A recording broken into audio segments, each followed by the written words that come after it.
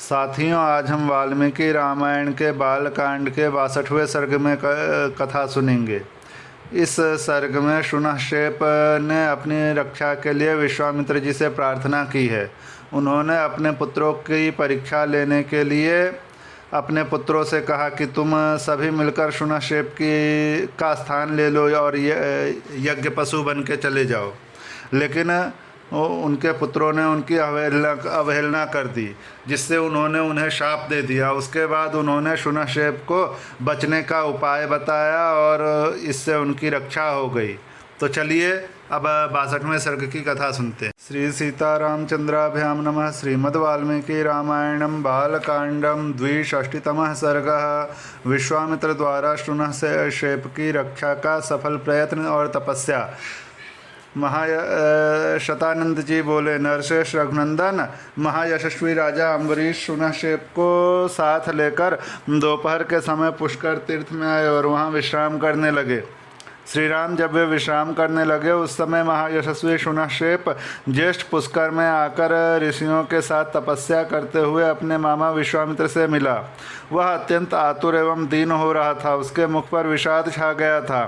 वह भूख, प्यास और परिश्रम से दीन हो मुनि की गोद में गिर पड़ा और इस प्रकार बोला, सौम्य मुनिपुंगव, न मेरे माता है न पिता, फिर भाई बंधु कहाँ से हो सकते हैं। मैं असहाय हूँ, अतः आप ही धर्म के द्वारा मेरी रक्षा कीजिए।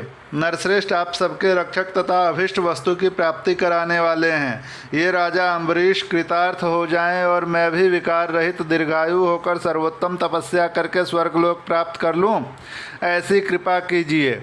धर्मात्मन, आप अपने निर्मल चित्त से मुझे अनाथ के नाथ, असहाय के संरक्षक हो जाएं। जैसे पिता अपने पुत्र की रक्षा करता है, उसी प्रकार आप मुझे इस पाप मूल की विपत्ति से बचाइए। शून्यशेप की वह बात सुनकर महातपस्वी विश्वामित्र उसे नाना प्रकार से सांत्वना दे अपने पुत्रों से इस प्रकार बोले, बच्चों, शुभ की अभिलाषा रखने वाले पिता जिस पारलौकिक हित के उद्देश्य से पुत्रों को जन्म देते हैं, उसकी पूर्ति का यह समय आ गया है। पुत्रों, यह बालक मुनि कुमार मुझसे अपनी रक्षा चाहता है। तुम लोग अपना जीवन मात्र देकर इसका प्रिय करो। तुम सबके सब पुण्यात्मा और धर्मपरायण हो, अतः राजा के यज्ञ में पशु बनकर अग्निदेव को तृप्ति प्रदान करो। इससे शून्यशेप सनाथ होगा। राजा का यज्ञ भी बिना किसी विघ्न के पूर्ण हो जाएगा। देवता भी तृप्त होंगे और तुम्हारे द्वारा मेरी आज्ञा का पालन भी हो जाएगा। नरश्रेष्ठ विश्वामित्र मुनि का वह वचन सुनकर उनके मधुच्छंद आदि पुत्र अभिमान और अवहेलना पूर्वक इस प्रकार बोले, प्रभो, आप अपने बहुत से पुत्रों को त्याग कर दूसरे के एक पुत्र की रक्षा कैसे करते हैं।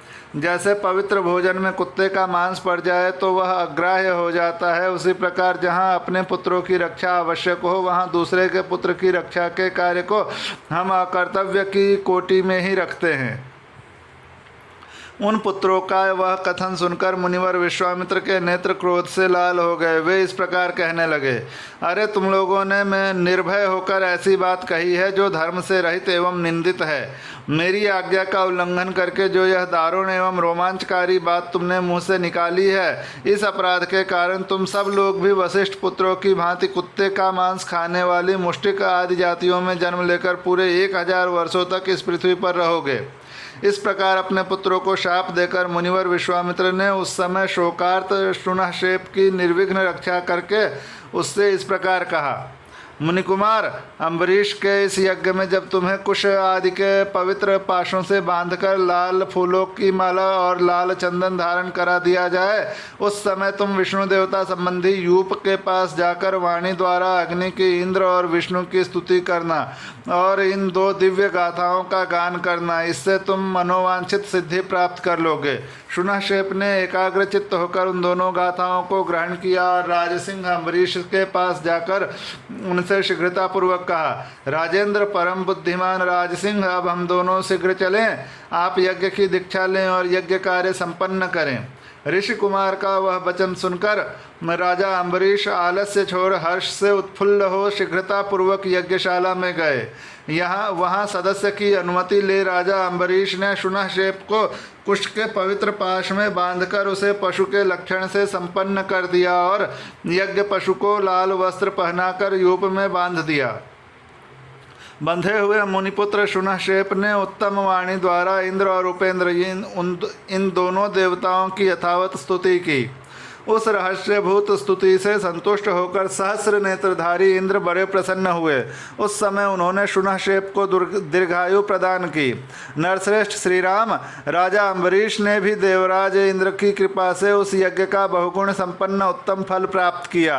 पुरुष प्रवर, इसके बाद महातपस्वी धर्मात्मा विश्वामित्र ने भी पुष्कर तीर्थ में पुनः 1000 वर्षों तक तीव्र तपस्या की। इस प्रकार श्री वाल्मीकि निर्मित आर्ष रामायण आदि काव्य के बालकांड में 62वां सर्ग पूरा हुआ।